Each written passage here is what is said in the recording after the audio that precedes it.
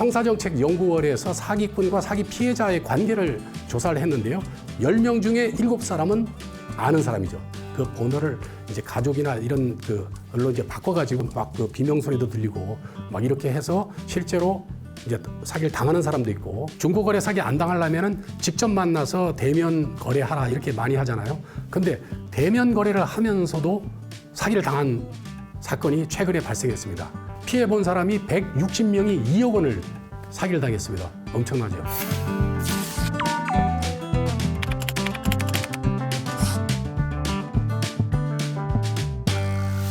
안녕하세요. 사기 없는 세상을 꿈꾸는 검사 출신 변호사, 유튜브 인변불패의 임채원입니다. 반갑습니다. 형법의 사기죄라고 하는 것은 347조 1항에 이렇게 되어 있습니다.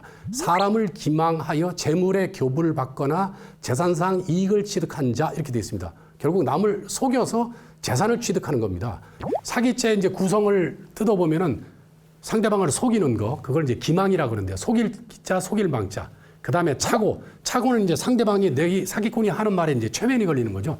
그 말이 전부 다 사실인 것처럼 믿는 거. 이게 착오고, 그 다음에 처분 행위는 뭐냐 하면, 그래서 이제 내가 이 속은 사람이 뭐 돈이나 뭐 재산을 주는 행위, 이걸 처분 행위라고 그러죠. 막 이게 현란한 말로 이게 속여서 내가 그 말을 믿고서 그대로 내 재산을 주는 거. 이게 이제 그 사기죄. 사기죄 제일 중요한 거는 재산, 그리고 속였다는 부분을 증명하는 게 가장 중요하거든요. 그래서 형사 사건이 지금 대검 통계가 80%가 무혐의 되거든요. 고소 사건이. 왜냐하면 속였다는 증거가 지금 확보가 안 돼가지고, 몇 년 전에 형사정책연구원에서 사기꾼과 사기 피해자의 관계를 조사를 했는데요. 66.2%가 아는 사람 또는 친척, 이렇습니다. 다시 말해서 10명 중에 7사람은 아는 사람이죠. 그 다음에 사기를 당했을 때 그 대검의 통계가 피해 금액이 회수되는 그 퍼센테이지가 3%밖에 안 됩니다. 돈을 빌려 갔더라도 모든 경우가 다 사기죄가 되는 게 아니고, 속여서 했을 경우, 예를 들면 빌려가는 돈의 그 용도, 어디다 쓸 것인지에 대한 것을 속였을 경우는 사기죄가 된다는 게 대부분 판례입니다. 이게 용도 사기에 관한 사기고요. 갚을 의사나 능력 둘 중에 하나만 없어도 됩니다. 없으면서도 있는 것처럼 이렇게 속여서 이제 가져가는 경우, 이런 경우는 사기죄가 됩니다. 돈을 빌릴 당시에는 갚을 의사나 능력이 됐지만 그 이후에 경제 사정이 안 좋아서 못 갚게 됐다. 이런 경우는 사정 변경이 이제 생긴 거니까 경제력이 안 좋아서 못 갚는다. 이거는 이제 단순한 민사적인 그런 사안으로 넘어가는 거고요. 2022년도 그 경찰청 통계를 보면은 전체 범죄 발생 건수가 지금 148만 2천 건인데요. 그 중에 사기 사건이 32만 4천 건 정도 됩니다. 그래서 범죄 중에 가장 많은 게 사기. 그리고 다양한 그 사기 사례들이 있습니다. 첫 번째가 뭐냐면 투자 사기죠. 돈을 투자를 하게 되면은 뭐 파격적인 어떤 고수익이 난다, 이렇게 속여서 이제 결국은 이제 원금조차 다 잃게 되는 거죠. 또 많은 경우 또 아는 사이에 또 그렇게 하는 경우는 또 투자 약정서조차도 안 쓰는 경우가 많거든요. 그러면 더 어려워지고요. 그리고 투자라고 하는 거는 일반 그 우리가 돈을 빌려주는 거하고 차이가 뭐냐 하면은, 돈을 빌려주는 거는 원금이 회수되는 게 전제가 돼 있고, 투자라고 하는 거는 이 돈은 원금은 내가 이게 다 이제 없어져도 이 투자 받는 그 목적의 사업이 안 돼가지고 다 없어져도 좋다는 거거든요. 하늘과 땅인데 이거를 사람들이 잘 구별을 못 합니다. 원금 보장을 해주는 투자는 사실은 없죠. 그건 빌려주는 거지. 그렇지만은 원금 보장을 해달라고 하면 이 지금 투자를 해달라고 요구하는 사람이 하는 그 사업이 진정성이 있는지, 사기치려고 했는지를 가늠을 할 수 있습니다. 그래서 100%는 못 해주지만 한 50% 뭐 이렇게 어느 정도 협상이 되거든요. 그래서 중요한 거는 원금 보장이라는 문구가 그 약정서에 들어 있어야 사기죄로 처벌이 가능합니다. 손실이 났을 때 어떻게 해야 될 것인지, 그게 중요한 포인트입니다. 근데 이익이 날 때만 얘기되어 있지, 손실이 났을 때는 어떻게 하겠다는 거기에 대한 얘기는 없어요. 그거를 잘 못 챙겨서 돈을 다 그냥 잃어버리는 그런 경우가 되게 많았습니다. 그 다음에 이제 두 번째가 이제 그 보이스피싱 사기인데요. 우리가 이제 전화 금융 사기라고 하는데 여러 가지 이제 형태가 있는데, 과거 2007년도 그 지방 법원장이 자기 아들 납치해서 장기 뗀다 그래가지고 놀래서 6천만 원 그 보이스피싱 당한 사건이 있었는데요. 그때만 하더라도 이제 대법원을 썼죠. 근데 그 이후에 지금으로부터 한 몇 년 전에는 이게 더 발전해가지고 그 번호를 이제 가족이나 이런 그걸로 이제 바꿔가지고 사기를 당하는 사람도 있고, 가장 최근에는 이제 AI의 그 기술을 통해서 생성형 AI 수법을 통해 가지고 이 음성을 이제 합성을 합니다. 그 전문가 말에 따르면 그 제 음성 같은 경우는 이제 3초 이상 분량만 있으면은 이제 거의 제 목소리 비슷하게 이제 한다는 거죠. 작년인가요? 거기 충남 경찰청에서 그 중국 항저우에 가가지고 그 콜센터 그 법인 일당을 이제 조직원들을 잡았는데 그 중에 44명이 한국 사람이었거든요. 그게 1,500억 정도 사기를 보이스피싱을 했는데 국내에서 알려진 검사 얼굴에다가 그 범인들이 음성을 갖다가 딥페이크로 얼굴에다가 이제 그 얼굴하고 목소리하고 이제 합성하는 그 훈련을 하고 있었다고 합니다.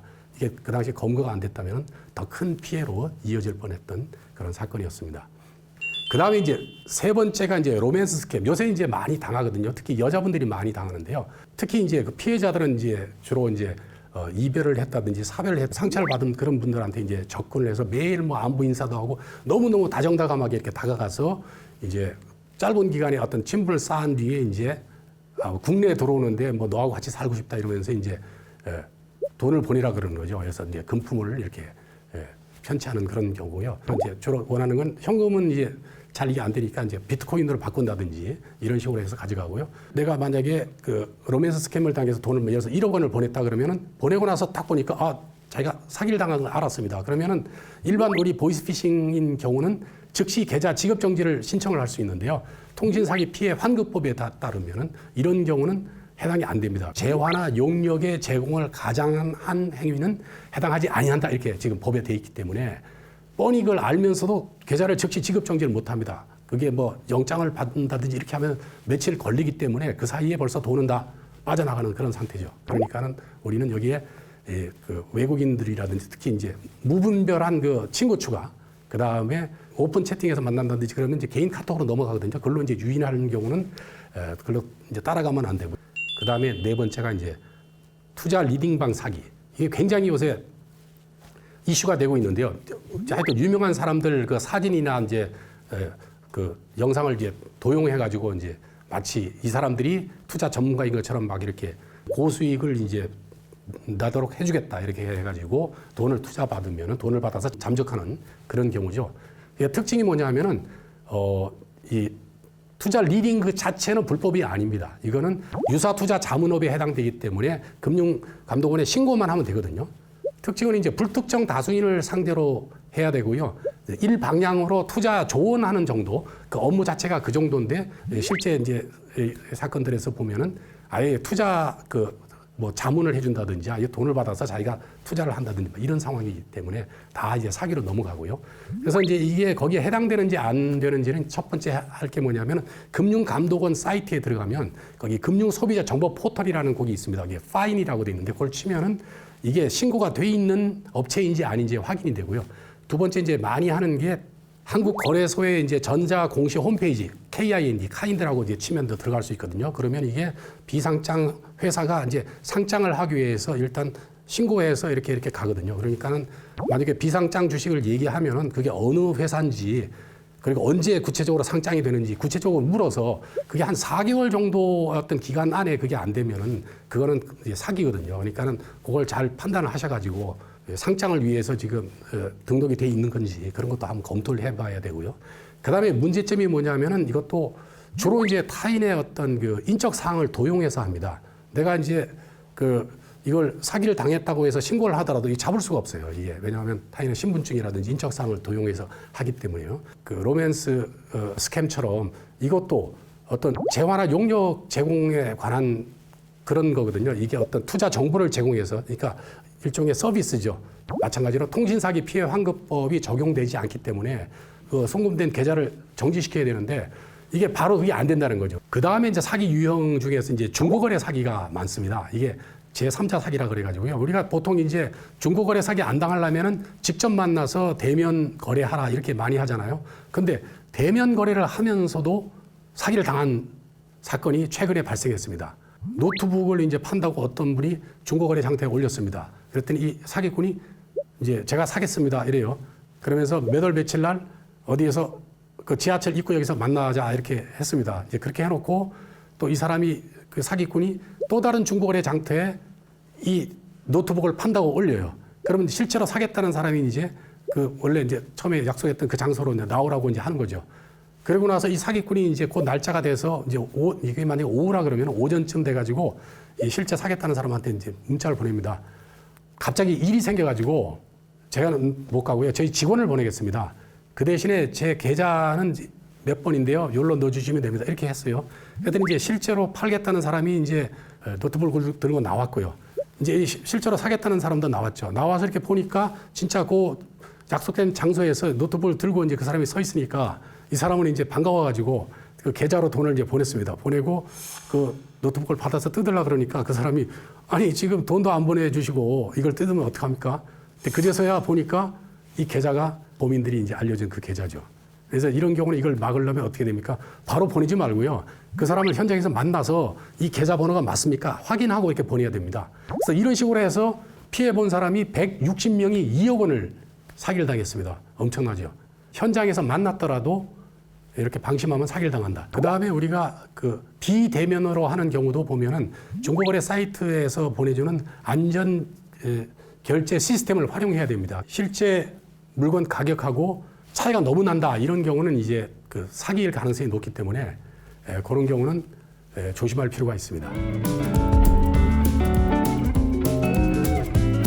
신탁 등기 이거 이해를 잘못해가지고 70억 그 전세 사기를 당했습니다.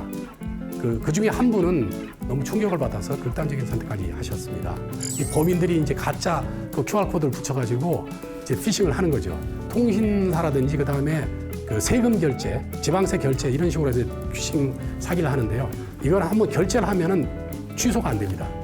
뭐 현장을 확인하든지 인근의 중개업소에 가서 또 시세라든지 개발 가능성이 있는지 확인해야 되고 그 다음에 이왕이면 관할 관청에 또 확인을 또 하고요.